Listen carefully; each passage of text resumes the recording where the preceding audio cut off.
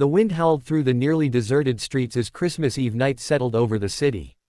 Snowflakes drifted down like forgotten prayers, illuminated in the glow of streetlights that flickered and sighed in the bitter cold.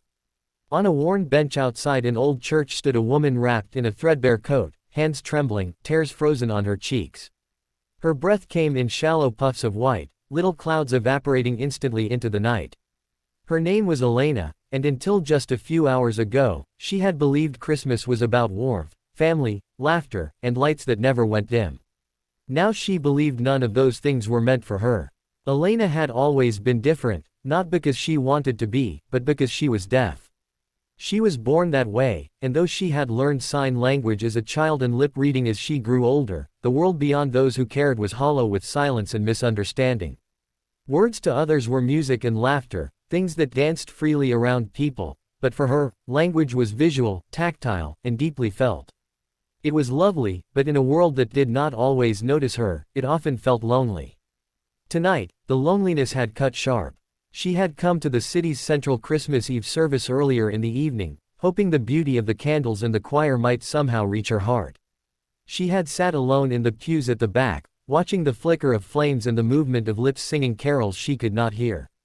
She tried to sing along silently, letting her fingers move in gentle signs because that was how she connected with what the music meant, the joy, the hope, the promise of peace.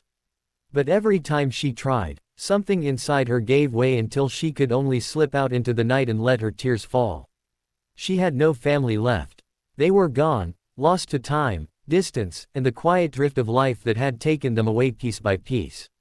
She had no one to go home to, no warm fire waiting, no voice to say her name. Even the echo of those things was gone now. Sometimes she wondered if the world had forgotten her and everyone like her heart was something too fragile to be noticed. The church bell tolled midnight, each chime echoing like a lonely heartbeat in her chest. She watched the last bell ring, and then she closed her eyes against the biting wind, leaning back on the cold wood of the bench. She had nothing left to give, no hope, no strength, no cheer for the holiday. All that remained were numbness and the pain of a year she would rather forget.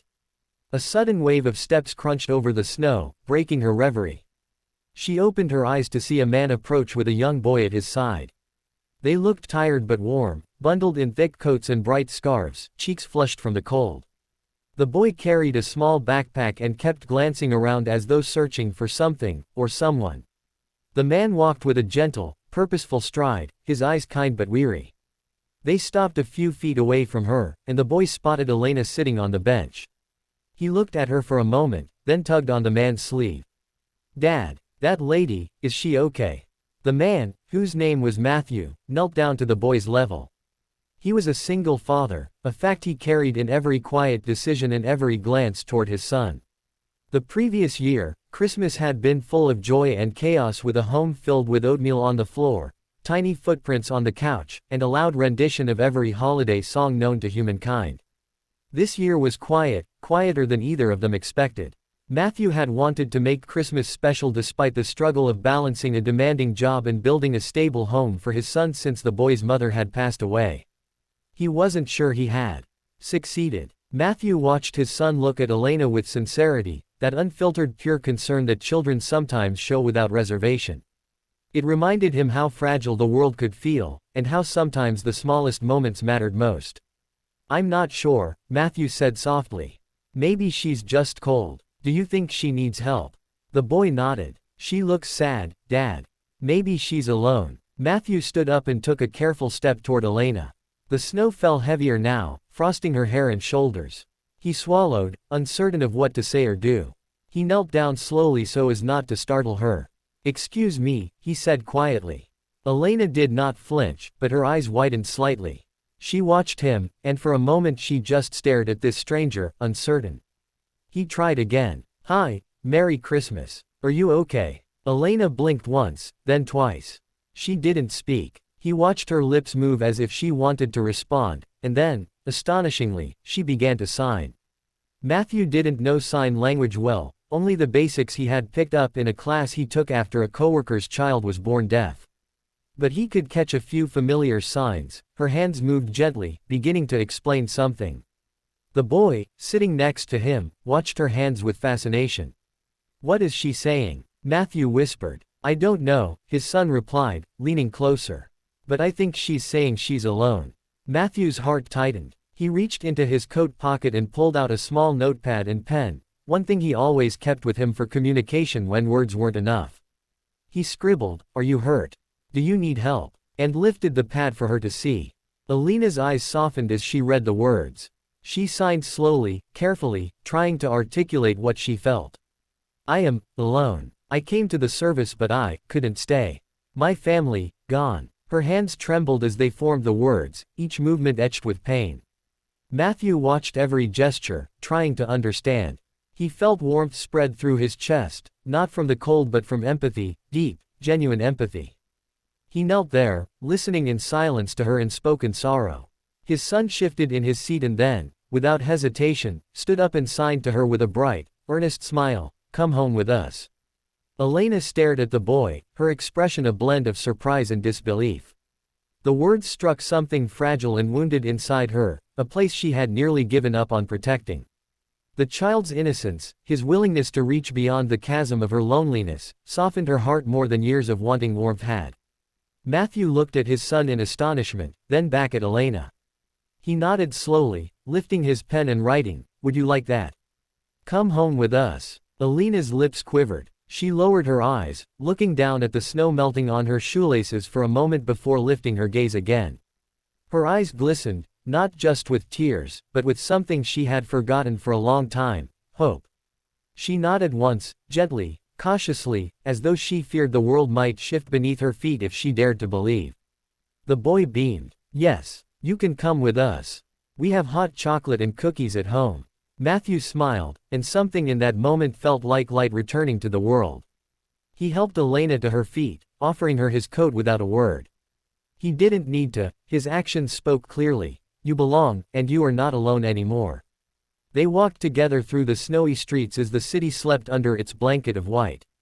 Elena walked between Matthew and his son, shivering less now, wrapped in warmth and the gentle assurance of company. They passed lights and wreaths, strangers bundled up like colorful marshmallows hurrying home, each with their own stories, though none as poignant as the one emerging in that moment.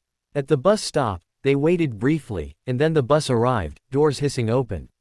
The heat inside washed over them, and Elena's breath caught as warmth touched her cheeks. They sat together, and for the first time that night, Elena smiled in a way that wasn't sadness but something radiant and new. The ride to their apartment was quiet but comfortable, not awkward, just peaceful. Matthew's son chatted happily, pointing out snowmen in yards and Christmas lights that blinked like stars caught on Earth. Elena nodded and smiled, occasionally signing small phrases of appreciation. The boy watched her with rapt interest as if discovering a new language of gestures that felt like poetry in motion. When they arrived at the apartment, the place was warm and glowing with holiday decorations. An aromatic scent of cinnamon and chocolate greeted them, and for a moment Elena stood at the threshold, overwhelmed by the sense that someone cared, something she had not felt in a long time. Inside, there was a small tree with twinkling lights and wrapped presents. The boy tugged gently on Elena's coat. "Come on, we have cookies and hot chocolate ready." Matthew helped her take off her coat as his son disappeared to fetch mugs. Elena looked around the room, a gentle awe on her face. The apartment wasn't large, but it was full of life, the kind of life that felt more precious than gold. They sat around the coffee table, mugs in hands, and the warmth of the cocoa spread through Elena's fingers like kindness she had never quite expected. The boy offered her a cookie, one with sprinkles and icing, and she took it with a grateful smile. As they sat together, Elena signed slowly to Matthew, "Thank you. You are kind. I don't know what to say." Matthew reached for his pen again and wrote, "You don't have to say anything. We're glad you're here." She looked at him deeply, her heart swelling more than her eyes could contain. She signed again, more confidently this time, "I thought Christmas was only lights and noise. I forgot it could be this, warmth, even in quiet." The boy grinned. "Quiet can be good, and Christmas is for everyone. Even super cool sign language people." Elena laughed, a soft, joyful sound that seemed to fill every corner of that small room like golden sunshine. She reached out and gently squeezed the boy's hand, a gesture that spoke more than words ever could. The evening stretched on in simple bliss, laughter, stories drawn in signs and written notes, the kind of connection that felt like a homecoming of the soul. They shared cookies and cups of cocoa, and when Matteo turned on gentle holiday music, Elena didn't try to sing with her voice, but with her heart, letting the rhythm guide her fingers in the language she loved. Matthew watched them with gratitude so deep it nearly brought tears to his eyes. For all the hardship of the past year, the late nights, the exhaustion, the fear of not being enough as a parent, in that moment he felt complete. They had found someone who needed them, and by welcoming her, they had opened their own hearts wider than they knew possible. Outside, the snow continued to fall, blanketing the world in softness and light. Inside, the flame of Christmas shone brighter than ever, not because of decorations or gifts, but because three souls had found each other in a moment of profound tenderness. Elena sat by the window later, watching the snowflakes drift down like messages from somewhere warm and gentle.